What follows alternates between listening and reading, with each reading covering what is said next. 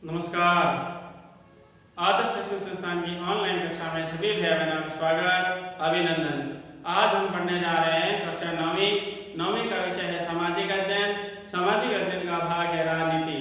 राजनीति का अध्याय है तीसरा, चुनावी राजनीति। पिछले क्लास में हमने चुनावी राजनीति के बारे में चर्चा शुरू कर दी थी, आज उससे आगे बढ़ेंगे। चुनावी राजनीति अर्थात चुनाव के द्वारा शासन करने वाली शासन प्रक्रिया, लोकतंत्र यानी लोगों का शासन, ये आज हम जो पढ़ने जा रहे हैं उसमें हमारा टॉपिक है चुनाव की जरूरत क्यों रहती है, ये बार बार चुनाव क्यों करवाए जाते हैं। चुनाव की जरूरत इसलिए रहती है कि अगर एक बार चुनाव कराकर सरकार बना ली जाए, फिर वापिस अगर चुनाव नहीं होंगे तो वो सरकार जनता के प्रति उत्तरदायी नहीं रहेगी, वो सरकार निरंकुश हो जाएगी, देश के अंदर शांति और व्यवस्था नहीं रहेगी, देश के अंदर से भाईचारा नहीं रहेगा, देश के अंदर विकास नहीं होगा, देश में विलासितापूर्ण जीवन जीना शुरू कर देंगी सरकारें। ऐसी स्थिति में बार बार एक निश्चित समय अवधि के बाद चुनाव आवश्यक है। आज विश्व में लगभग सभी देशों में लोकतांत्रिक सरकारें हैं, कुछ अपवाद देशों को छोड़कर सब जगह पर लोकतांत्रिक हैं। लोकतंत्र का अर्थ होता है लोगों का शासन। जैसा कि अमराइन लिंकन ने परिभाषा दी है, जनता के लिए और जनता के द्वारा जो शासन चलाया जाता है उसे लोकतंत्र कहते हैं। विश्व के लगभग सभी देशों में लोकतंत्र है और हमारे भारत में भी लोकतंत्र है। 15 अगस्त 1947 को भारत आजाद होने के बाद में पहली सरकार जो बनी वो भी जनता के द्वारा चुनी गई बनी 1951-52 में। उसके पहले 1947 से 1952 के बीच जो सरकार चली वो संविधान सभा के द्वारा चलाई गई और संविधान सभा के प्रतिनिधि भी निर्वाचित और मनोनीत थे। इस तरह से लोकतंत्र की शुरुआत भारत में आज़ादी की शुरुआत से ही शुरू हो गई थी। ये जो लोकतंत्र होता है, ये लोकतंत्र दो तरह का होता है, एक होता है प्रत्यक्ष लोकतंत्र और एक होता है अप्रत्यक्ष लोकतंत्र। अप्रत्यक्ष लोकतंत्र को ही प्रतिनिधि लोकतंत्र कहते हैं। प्रत्यक्ष लोकतंत्र का तात्पर्य है जनता जितनी है किसी भी क्षेत्र विशेष में, किसी भी देश में जितने लोग हैं वो लोग सामूहिक रूप से बैठकर चर्चा करते हैं और सामूहिक रूप से विधि का निर्माण करते हैं, निर्णय लेते हैं, उसको प्रत्यक्ष लोकतंत्र कहते हैं। लेकिन अधिकांश देशों में यानी स्विट्जरलैंड के कुछ प्रांतों को छोड़कर दुनिया के सभी देशों में अप्रत्यक्ष लोकतंत्र है। अप्रत्यक्ष लोकतंत्र क्या होता है, जनता के द्वारा चुने गए प्रतिनिधि होते हैं और वो प्रतिनिधि बैठकर कानून बनाते हैं, विधि बनाने का जो निर्णय लेते हैं, अर्थात जनता ने अपने समय के अधिकार अपने प्रतिनिधियों को सौंप दिए जाते हैं। ऐसा जो प्रतिनिधित्व जो शासन पद्धति होती है उसको अप्रत्यक्ष लोकतंत्र या प्रतिनिधि लोकतंत्र कहते हैं। भारत में भी अप्रत्यक्ष लोकतंत्र है, विश्व के अधिकांश देशों में अप्रत्यक्ष लोकतंत्र है, केवल स्विट्जरलैंड के 2-4 प्रांतों में ऐसी व्यवस्था है, अप्रत्यक्ष लोकतंत्र है। ऐसा प्राचीन काल में हुआ करता था, लेकिन अभी वर्तमान सब जगह पर प्रत्यक्ष लोकतंत्र नहीं है, अप्रत्यक्ष लोकतंत्र है। भारत में भी अप्रत्यक्ष लोकतंत्र है। तो चुनाव की जरूरत क्यों रहती है, देश में सरकार जनता के प्रति उत्तरदायी रहे, सरकार निरंकुश ना हो, सरकार समय समय पर विकास के कार्य करवाती रहे और जनता की इच्छा अनुसार प्रतिनिधि का चयन होता है, इसलिए यहाँ पर चुनाव करवाया जाता है। वर्तमान समय में विश्व में अधिकतर देशों में लोकतंत्र है, जो हमने अभी पढ़ा है।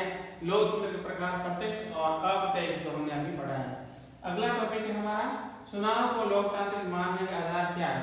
कोई भी अगर चुनाव हो और चुनाव में प्रतिनिधि चयन किया जाए, क्या ये लोकतंत्र के अनुरूप हुआ है या लोकतंत्र अनुरूप नहीं हुआ, ये जानने के लिए हम ये पढ़ेंगे।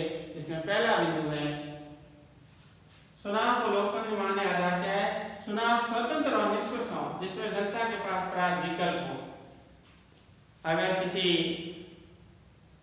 शक्तिशाली नेता के द्वारा जनता को दबाया जाता है, जनता को डराया जाता है या जनता को कोई प्रलोभन देकर चुनाव में उसके मत डला दिए जाते हैं, तो वो चुनाव लोकतांत्रिक चुनाव नहीं कहलाता है। चुनाव वो लोकतांत्रिक होता है जो जनता अपने समय विवेक से निष्पक्ष होकर, निडर होकर, न किसी तरह का भेदभाव, न किसी का डर या प्रलोभन और विवेक से निर्णय करके अपनी इच्छा के अनुसार प्रतिनिधि का चयन करते हैं, उनको मतदान करते हैं, उसको लोकतांत्रिक चुनाव कहते हैं। और ऐसी व्यवस्था कहाँ हो सकती है, जहाँ पर जनता जागरूक होती है वहाँ हो सकती है। तो चुनाव स्वतंत्र और निष्पक्ष हो, जिसमें जनता के पास प्राप्त विकल्प हो। कुछ बिंदु भी हैं जिसमें पढ़ते हैं। पहला है चुनाव करने की सुविधा हो। अगर कोई व्यक्ति चुनाव के समय वहां उपस्थित नहीं हो किसी कारणवश से ड्यूटी पर हो, सरकारी सेवा में हो, तो ऐसी स्थिति में उनको वहाँ जहाँ उपस्थित है, जैसे सेना में है या राज की सेवा में है, वहाँ से भी अपने प्रतिनिधि के पक्ष में चुनाव करने की सुविधा है। तो अगर हर व्यक्ति को चुनाव करने की सुविधा है तो लोकतांत्रिक चुनाव होगा। लेकिन किसी कारणवश से कोई व्यक्ति चुनाव में भागीदार न बन सकता, कहीं दूर हो, तो उनको अगर सुविधा नहीं दी जाती तो उसे लोकतांत्रिक चुनाव नहीं कह सकते। उसके बाद जो अगला है, चुनाव में विकल्प उपलब्ध हो, एक ही पार्टी हो और एक ही उम्मीदवार हो और उनके बारे में चुनाव करना हो, तो फिर वो चुनाव लोकतांत्रिक नहीं हुआ। उसी को मतदान देना है तो विकल्प नहीं। चुनाव लोकतांत्रिक तब होंगे जो चुनाव का विकल्प हो, 2 या 2 से अधिक दल हो, 2 या 2 से अधिक उम्मीदवार हो और उसमें जनता को चयन करने का अधिकार हो, मतदाता को चयन करने का अधिकार हो, उसे ही लोकतांत्रिक चुनाव कहते हैं। तीसरा बिंदु है, चुनाव का अवसर नियमित अंतराल पर मिलता है। बार बार चुनाव होते रहे, एक निश्चित समय अवधि के बाद चुनाव होते रहे, ऐसी स्थिति में जनता को अपना प्रतिनिधि चयन करने में, प्रतिनिधि बदलने में और प्रतिनिधि को परखने का पर्याप्त मात्रा में समय मिल जाता है, अवसर मिल जाता है। अगर ऐसा नहीं हुआ, एक बार चुनाव हो गए और प्रतिनिधि का चयन हो गया, सरकार बन गई, उसके बाद वो सरकार या प्रतिनिधि जनता के प्रति उत्तरदायी नहीं रहेंगे, विलासितापूर्ण जीवन जिएंगे, ऐशो आराम का जीवन जिएंगे और निरंकुश हो जाएंगे। अगर निश्चित समय अवधि बाद में अगर चुनाव होते हैं तो वो लोकतांत्रिक चुनाव कहलाएंगे। भारत में निश्चित समय अवधि बाद चुनाव होते हैं, हर 5 वर्ष बाद में चुनाव होते हैं। राष्ट्रपति से लगाकर वार्ड पंच तक, वार्ड से लगाकर राष्ट्रपति तक जो चुनाव होते हैं हर 5 वर्ष के लिए होते हैं। वार्ड पंच, सरपंच, प्रधान, जिला परिषद, विधानसभा, लोकसभा, राष्ट्रपति, उपराष्ट्रपति, इन सभी के 5 सालों के लिए चुनाव होते हैं, जबकि राज्यसभा के सदस्य के लिए और विधान परिषद सदस्य के लिए 6 वर्ष के लिए चुनाव होते हैं, लेकिन होते सभी के निश्चित समय अवधि के लिए। उसके बाद में चुनाव का अवसर नियमित अंतराल पर मिलता है। अगला है जनता के अनुरूप चुनाव। जनता जिसे चाहती है उन्हीं का चुनाव किया जाए। मान लीजिए जनता किसी ऐसे व्यक्ति को चाहते हैं जो सरकार में शामिल हो, लेकिन उनका जो प्रतिद्वंदी है वो मतपेटियों को हड़प लेता है या मतदाता को वोट देने से रोक देता है या डरा धुमाकर अपने पक्ष में ले लेता है और वो जीत जाता है। ऐसा चुनाव लोकतांत्रिक चुनाव नहीं होगा। शांतिपूर्ण निष्पक्ष रूप से जो चुनाव हो और जनता जिसे चाहे वही चुनाव में जीते, तो ऐसा चुनाव लोकतांत्रिक चुनाव कहलाता है।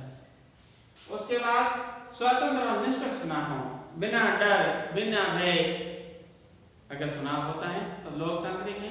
लोग डरते हुए जाए चुनाव करने के लिए या चुनाव में भाग ही न ले, चुनाव का बहिष्कार कर दें, कुछ लोग मिलकर चुनाव कर दें, प्रतिनिधि चयन कर दें, तो उसे हम लोकतांत्रिक चुनाव नहीं कहेंगे। तो आज हमने चुनाव की राजनीति तीसरा अध्याय में ये पढ़ा कि चुनाव आवश्यक क्यों है, कि राज्य में शांति और व्यवस्था बनाए रखने के लिए राज्य में निरंकुशता नहीं हो, सरकार जनता के प्रति उत्तरदायी हो, इसलिए चुनाव आवश्यक है। और चुनाव के लिए क्या क्या जरूरी है?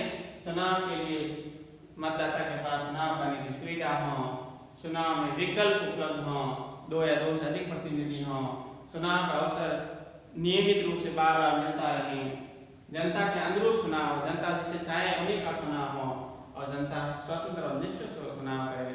ऐसे चुनाव प्रक्रिया को लोकतांत्रिक चुनाव प्रक्रिया कहते हैं। तो आज हमने चुनावी राजनीति का दूसरा बिंदु पढ़ा। अगला बिंदु अगले कालांश में पढ़ेंगे। तब तक के लिए धन्यवाद, नमस्कार।